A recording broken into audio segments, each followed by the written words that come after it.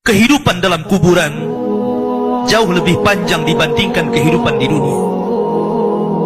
Nabi SAW bersabda, a'maru ummati baina sittina wa sab'in, bahwa usia umatku itu hanya berkisar 60-70 tahun saja. Sedikit yang lewat 70 tahun. Kalaupun ada usia yang sampai 100 tahun, itu sedikit sekali. Tapi kebanyakan di bawah 70 tahun, umumnya umat Rasul itu sudah meninggal dunia. Tetapi ketika orang masuk ke dalam kuburan, usia dia di kuburan sampai kiamat ditegakkan itu panjang sekali. Anda bisa bayangkan, orang yang meninggal sejak zaman Nabi Adam sampai hari ini kiamat tidak dibangkit-bangkitkan, menunjukkan bahwa kehidupan kuburan jauh lebih panjang dibandingkan kehidupan dunia. Dari sinilah maka wajar seorang mukmin harus takut dengan kehidupan kuburan. Ma'asyiral muslimin yang dimuliakan Allah Azza wa Jalla. Tetapi para ulama mengatakan, apakah orang yang mendapatkan adab kubur itu munqati atau mustamir, terus menerus ataukah terputus? Kata para ulama, adab kubur itu hanya terputus dengan tiupan sangkakala Israfil. Ketika itulah Nabi SAW menceritakan bahwa Allah Subhanahu wa Ta'ala memerintahkan kepada Israfil untuk meniup sangkakala yang pertama. Disinilah adab kubur terputus. Karena ketika itu seluruh orang mati, baik orang yang ada di atas bumi atau yang ada di bawah bumi, baik kalangan jin, baik malaikat, kecuali makhluk-makhluk yang Allah kehendaki saja, semua hancur.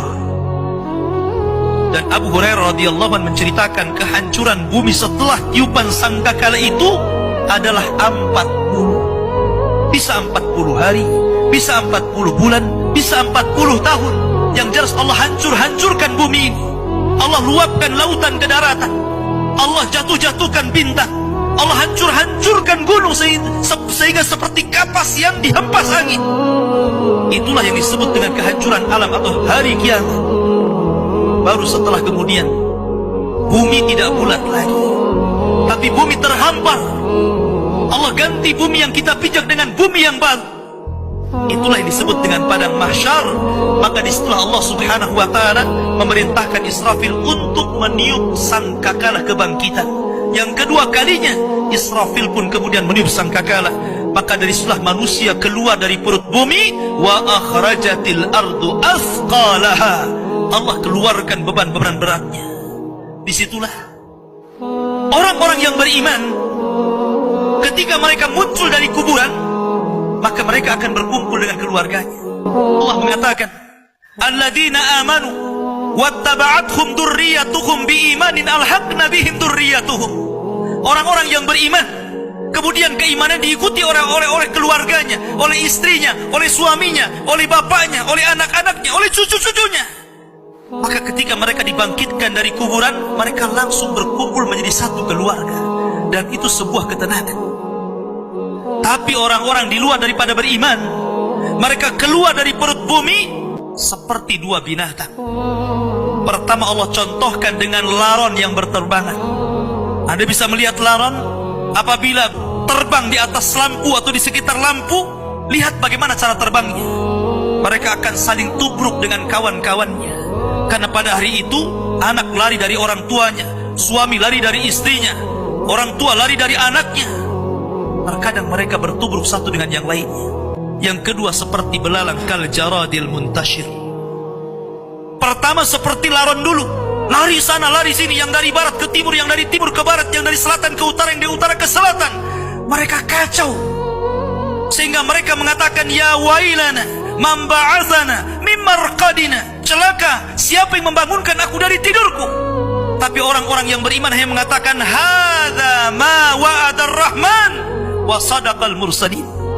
Inilah janji Allah kepada kalian dan benarlah ucapan para rasul. Baru setelah itu dari padang mahsyar berteriak seorang yang Allah suruh untuk berteriak.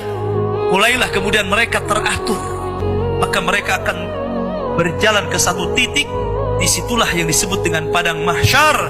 Mereka akan tinggal selama 50 tahun telanjang, kembali tidak dikhitan, tidak pakai sandal, matahari dekatkan 1 mil, keringat bercucuran, tidak ada makan, tidak ada minum. Mereka berdiri 50 tahun. Sehingga akhirnya orang-orang saleh mereka berkumpul, datang kepada Adam minta syafaat. Adam memberikan udzur, tidak sanggup memberikan syafaat. Kata Adam, datanglah kalian kepada Nuh, karena dia Rasul pertama dalam Islam, Rasul pertama setelah aku. Maka mereka pun kemudian datang kepada Nuh. Nuh pun memberikan udzur, datanglah kalian kepada Ibrahim, karena dia Khalilur Rahman. Maka mereka datang kepada Ibrahim. Kata Ibrahim, aku tidak sanggup berikan syafaat, datanglah kalian kepada Musa, karena dia Kalimur Rahman. Ketika mereka datang kepada Musa, kata Musa, datanglah kepada Isa. Isa pun memberikan udzur, tidak bisa. Seandainya kalian datang kepada Muhammad sallallahu alaihi wasallam itu lebih baik.